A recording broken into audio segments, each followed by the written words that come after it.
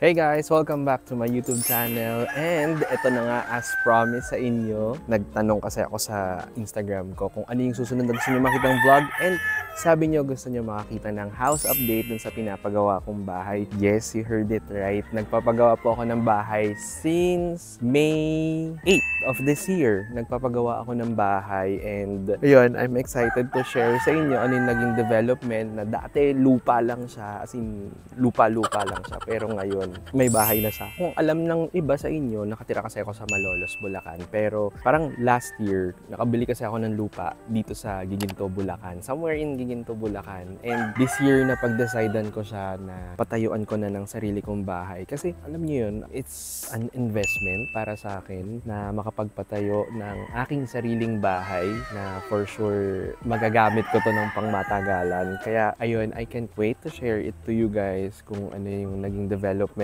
na ng bahay na to. Pero para sa mga nakakalam, ito lang naman yung dinesign ni EA Aguilar Builders. Yan yung design ng aking bahay na gagawin. At ito na, actually nasa harapan ko na siya. Every week binibisita ko yan dito sa subdivision. And grabe, ang masasabi ko lang, maraming salamat sa architect ko.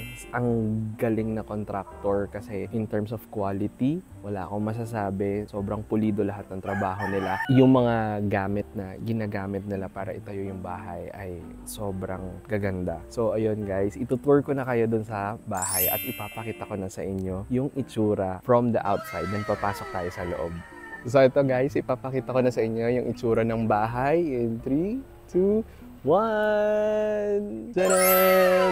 Ayan, yan na po yung bahay ngayon. Dati lupa lang yan. Tapos ngayon, kita mo, isa na siyang bahay. So, structural wise, tapos na siya. Yan na yung parang pinaka magiging itsura ng bahay. At ito, ang status niya ngayon, nung inikot ko kanina sa loob, tapos na sila mag-electrical. So, nasa start na sila ng finishing. So, plastering, paglalagay ng ibang mga designs, kung ano-ano pa. Samahan niyo ako, pasok tayo. Tutur ko kayo kung ano ang itsura ng bahay na to sa loob. So ayan guys, upon entering, ito po ang bubungad sa inyo. Ayan, ang aking 2 carport garage. Dami pang gamit na nandyan. Tapos, makikita nyo sa taas, yan, meron tayo mga parang pa-cove light sa ating garage. Maluwag yung garage na to and kung papansin ninyo, gusto ko talaga na malaking garage kasi. Example, gusto ko magkaroon ng parang party-party. Pwede dito sa garahe namin. Tapos, ito naman, hindi pa nagagawa to. Pero dito, yung parang maliit na gate. Yan, dyan yung maliit na gate ilalagay. Pero nagsa-start na maglagay ng parang poste. Yan, gagawa sila ng poste dyan. Tapos, pasok tayo dito. Yan, makikita natin dito. Ito na yung parang pinakahagdanan papasok doon sa loob ng bahay. Ayan, may aso pa dyan. Yung aso na to, Diyos ko, nagkaroon na ng anak tong aso na to. Simula nung ginagawa tong bahay na to. So, ito yung parang pinaka-main door natin. Grabe oh, sobrang galing gumawa ng contractor ko. Tapos, ayan, bubungad sa inyo ang open floor na design. Dito po ang aking sala. Yan, dyan ko ilalagay yung sala. High ceiling siya. Yan, high ceiling. Dito yung TV. Kasi ito glass yan. Glass window na mahaba. Tapos yung sa taas, glass din yun. Tapos maglalagay tayo ng chandelier dyan. Diba? Ang dami ko pang kailangan bilhin. Tapos, pansinin niyo, may mga nakaabang na dito na mga electrical. Yan kasi, aircon yan. Kasi gusto ko may aircon ang aking sala. So, yun, dito sa sala, ang plano ko dito, magkaroon ng parang letter L na sofa. Yan, L-shape na sofa. Mukhang kailangan magpa-customize kasi mahaba. Mahaba yung sala. Kinakabahan ako sa presyo ng mga ganong sofa. Kaya kung may alam kayo na nagko-customize ng mga furnitures, mag-recommend naman kayo sa baba, lagay nyo doon, malay natin. Doon ako kumuha kasi naghahanap ako syempre nung kahit sabihin natin competitive yung price, pero maganda yung quality ng gawa nila. So after dito sa sala, ito, may makikita kayong malaking space dito. Ito po ay magiging sliding door. Yan, sliding door. Yan. Binubuksan yan. Tapos, pag bukas mo, dito ka sa lanay, may hagdan dito. So, may access from the gate, maliit na gate. Pwede kang dumiretso dito, tapos dito, papunta sa likod, sa laundry area. Pinalakihan ko to kasi gusto ko maglagay ng mga tables dito para pwede rin kumain. Kasi, ito, sliding door to. Dito naman yung aking dining table. Kaya may cove light siya dito. Ayan, meron siyang cove light dito, tapos dito yung dining area. Tapos, ito yung pinaka gusto ko. Mula dito hanggang dito. Yan ang pinakagusto ko. Bakit? Kasi, alam nyo, pangarap ko sa bahay ay magkaroon ng napakagandang kitchen. Kaya sinabi ko sa architect ko, naku, Arky, kailangan maganda po ang aking kitchen. So, yan. Dito po ang aking formal kitchen. May island counter dito. Yan, kung nasaan yung wooden table na yan, may island counter dyan. Tapos, merong island hood. Tapos, may lutuan. Kasi gusto kong in the future makapag-video din ako, nagluluto ako. Tapos, may hugasan doon. May mga cabinets dito. Nandyan yung ref. Dito, parang storage din to. Itong corner na to. Tapos, pag pumasok ka naman dito sa pintuan na to, ito, yung dirty kitchen. Dito sa dirty kitchen, yan, may window din dito na makikita mo kung ano meron dito sa likod, which is ang laundry area or service area. Nandiyan siya. Tapos dito, parang alam ko, maglalagay dito yung mga parang tangke or whatsoever na kailangan para sa bahay. Ito hindi ko alam actually kung ano nandito, pero baka mga cabinets ang ilagay dito sa likod. Kasi dito, dirty kitchen. Ayan, naka-ready na yung mga abang para sa lababo. Tapos, nandito yung isa pang lutuan. Dito, gas. Doon sa formal kitchen, induction cooker yung ilalagay ko. So, yan, dito. Tapos, eto na, may pintuan ulit. Lalabas tayo. Papunta naman sa ating service area, which is yung laundry area natin. Bala ko bumili ng mga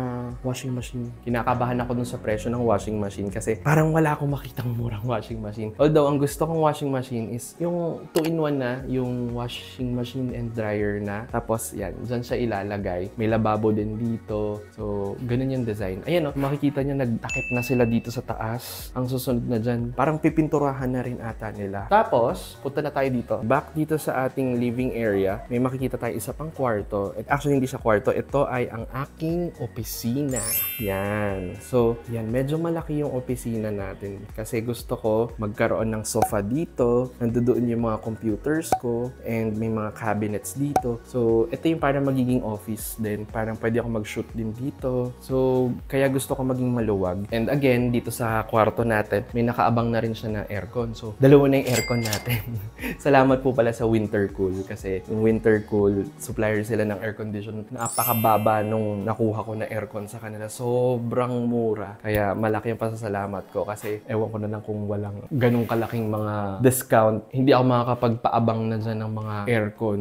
So, yan. Air condition din tong ating kwarto. So, yan. I can't wait na i-share sa mga talents ng Horizon. Kasi sabi ko nga dito sa bahay na to, actually, hindi lang siya para sa akin. Mamaya sa taas, papakita ko sa inyo, nag-provision ako ng isang kwarto para sa mga talents na gusto magstay dito, gusto nilang dito muna sila. So, they have a place to stay and to relax or whatsoever na gusto nilang gawin. Gusto gumawa ng video dito sa place ko. Walang problema kasi ito actually yung lugar na to, hindi ko naman din magagawa kung di rin sa kanila, sa mga talents ko, syempre. Kaya malaking pasasalamat ko sa kaya dinededicate ko rin tong bahay na to para sa kanila. So, after natin dito sa pisina ko, eto, may hagdanan tayo pababa dito. So, ayan, tinutulugan pa kasi. Itong hagdanan na to, isa siyang full toilet and bath. Hindi na muna ako papasok, pero may natutulog kasi na gumagawa. Ayan, full toilet and bath. Yan. Tapos, ito na, paakyat naman sa second floor. So, akyat tayo. So, nasa second floor na tayo. Meron ding malaking window dito. It's a glass window. And, ayan, cove light o din to. Yan. Tapos, maglalagay tayo dito ng, pinaisipan ko kung chandelier or isang malakas na ilaw na lang. Kasi, mahal din ang chandelier, Diyos ko. As dito, yung hand railings natin, salamin. So, glass. Yan, glass dito. So, nakakatakot siya pag wala pang harang. And then, ito na nga, makikita nyo dito, meron pang isang pintuan. Ito naman, yung second floor na common CR. Yan, toilet and bath. Maluwag din siya, yung toilet and bath natin. Ayun o, nakapaglagay na sila ng mga design na yun o. Galing talaga ni architect. Naka-ready na tong ating common CR sa second floor. May mga abang ng kuryente na din. Kasi ito, for sure, itong abang ng kuryente na to sa water heater to. Tapos, ayun nga, sabi ko nga sa inyo, di ba? May kwarto pang extra dito sa bahay. Hindi lang naman para sa kwarto ko. No, which is, mamaya, papakita ko yung master's bedroom. Kung anong masasabi niyo sa master's bedroom na pinagawa ko. Pero unahin muna natin yung isang kwarto na dinedicate ko naman para naman sa family ko. Pwede sa mami ko, daddy ko, sa mga kapatid ko pag gusto nila dito. So, ito yun. So, from the CR natin sa second floor, dito lang sa gilid, ito, may papasok pa sila. Sobrang luwag nitong kwarto na to.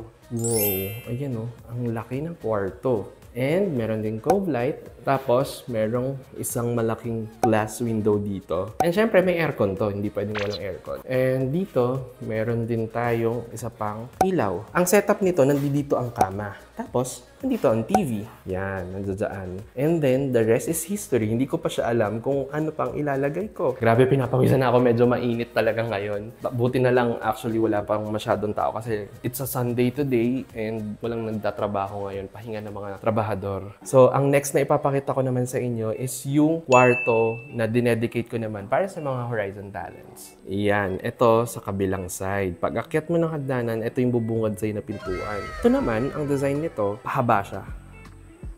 Ayan, ang haba. Sipin nyo, pa ganun. So, nandoon yung bed. Actually, nasa sulok yung bed. Tapos dito, marami pang pwedeng ilagay. Ito, isang malaking window sa gilid. And, kung trip nila, pwede silang tumulay dito. Pero hindi to nire-recommenda. Parang, syempre, maglakad-lakad dyan. Delikado kasi wala namang harang. And then, ay ito ang magiging kwarto. May cove light ulit tayo. Medyo mahilig tayo sa cove light kasi nakakasosyal ng cove light. Tapos, naka-ready na rin yung mga outlets. May air condition din tayo naka-provision na doon. So, ayan. Next! So, ito na. From above naman, dito sa second floor, ito yung high ceiling. Ito yung sa taas. So, ito yung itsura sa baba. Natatakot lang akong bumaba, lumapit doon. Pero ito yung railings. Glass din po ito. Yan, magkakaroon ng glass dito para, syempre, safe. Hindi naman pwedeng wala dyan nakalagay. Kaya, ayan. Maglalagay ako ng chandelier dito. Ayun, may kuryente na nakaabang doon. Kasi, kailangan, syempre, natin ng ilaw doon. And ito na, guys, ang pinaka-exciting part. Siguro, ito na lang muna yung huli na ipapakita ko sa inyo bago natin tapusin ang vlog, which is ang master's bedroom. Ito na yun. Kwarto ko po ito. Okay? Papakita ko sa inyo. Okay, this is the master's bedroom naman. Pasok tayo. Medyo malaki ng konti yung aking pintuan. And yung mga pintuan ko dito, naka-smart lock yan. Yun ang tina-target ko Kung kaya pa ng budget, magsa-smart lock tayo. Pero pagpasok mo, yan, ganyan siya kaluwag. May cove light and may dalawang malaking glass windows dito. Yan. At yung aircon natin nandito. So, kung lalayo tayo, yan po ang itsura niya. Nandyan ang kama. May mga side tables tayo. Nandito yung bintana. Kasi gusto ko, sa umaga, tatama yung araw dito sa kwarto ko. Kaya, meron siyang glass windows dyan. Tapos, per nyan, maglalagay pa tayo ng mga kung ano-ano dyan based dun sa dinesign din dito sa master's bedroom. Tapos, may malaking wall pa tayo dito. Tapos, eto, may nakikita ko kayo ditong space. Yan. Kalahati niyan is isasarado. Hindi naman kalahati. Parang hanggang dito siguro. May ilalagay dyan. Kasi magiging pintuan yan. Pintuan papunta sa balcony. So, ito ang itsura ng ating balcony. Yan. Maluwag actually yung ating balcony. Makikita nyo, napakaluwag. Pwede kayong maghabulan. Yan. Tapos, meron siyang glass dito. Yan, nakapaikot yung glass dyan. And dito, hindi talaga siya pwedeng lakaran. Hindi siya pwedeng puntahan kasi hanggang dito lang yung glass. So, pero in the future, kung gusto ko daw, pwede kong palagyan ng glass dito para napupuntahan yung gilid. So, ito yung parang pinaka-master's bedroom natin. But wait, there's more. Ito naman, yung ipapakita ko sa inyo, ang aking walk-in closet. Ang walk-in closet ng master's bedroom. So, itong may pintuan pa tayo ditong isa, papasok ng walk-in closet. So, ang size ng isang walk-in closet na pinagawa ko ay halos ka-size ng isang kwarto.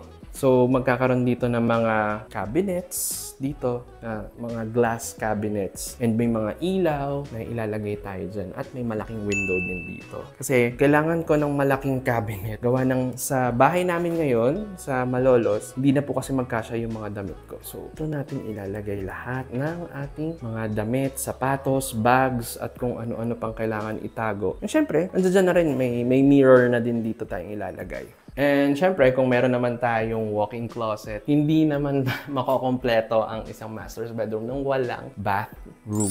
Okay? Ito ang ating bathroom sa master's bedroom. Ito, may pintuan naman dito. Pagpasok mo, ito ang malaking CR. Gusto ko ng malaking CR. As in, ayan, nalagyan ng mga design din dito sa taas. And meron siyang window dito na one-way mirror. Syempre sa labas, hindi ka makikita. Pero dito sa loob, makikita mo yung nasa labas, makakasilip ka. Nandito na yung provision ng shower. Gusto ko pag may enclosure tayo dito, and shower. Tapos malaking lakaran dito. Tapos nandito ang parang mirror. Tapos sink, toilet. And ito, yung malaking provision na yan, yung nakikita niyo may tubo na yan, pag ganun, ang ilalagay natin dyan ay bathtub. So, nag-canvas na ako ng bathtub. Grabe, ang mahal pa na ng bathtub. So, ayun, ito na yung ating master's bedroom na toilet and bath with bathtub.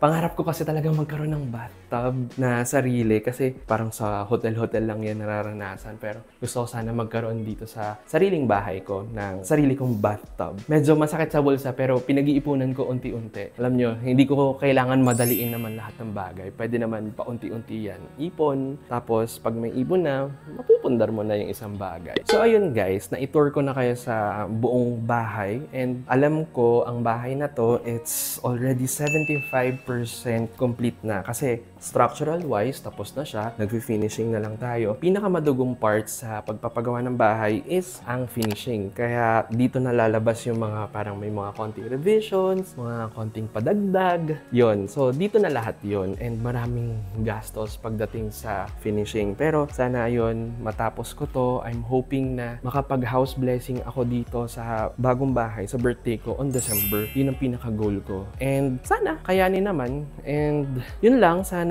bago ko tapusin tong video na to, syempre alam nyo, inuulit ko lang na itong bahay na to, hindi ko naman din siya ma-achieve without the hard work na ilang taon ko din na pinaghirapan and without also the people behind me na sumusuporta, tumutulong sa mga nakakatrabaho ko, sa mga kliyente ko. Yun, maraming salamat po sa inyo kasi ito po yung naging katas ng aking paghihirap ng ilang taon at I'm very happy to share this to everyone kasi naging part po kayo lahat ng malaking milestone na to sa buhay ko. So, ayun, sana magtuloy-tuloy to, matapos ko siya on time and walang iba pang maging aberya. Ayun lang, guys. And sana nagustuhan niyo tong video na to, yung ating house update. Magbibigay na lang ako ng update sa inyo kapag medyo may gamit-gamit na dito. Kung nagustuhan niyo tong ating house update tour dito sa pinapagawa kong bahay, please don't forget to give me a big thumbs up and syempre huwag nyo rin kakalimutan na mag-subscribe ulit sa aking YouTube channel kasi guys, I'm back. I'm doing my best para makapag-upload lagi ng bagong content sa inyo. At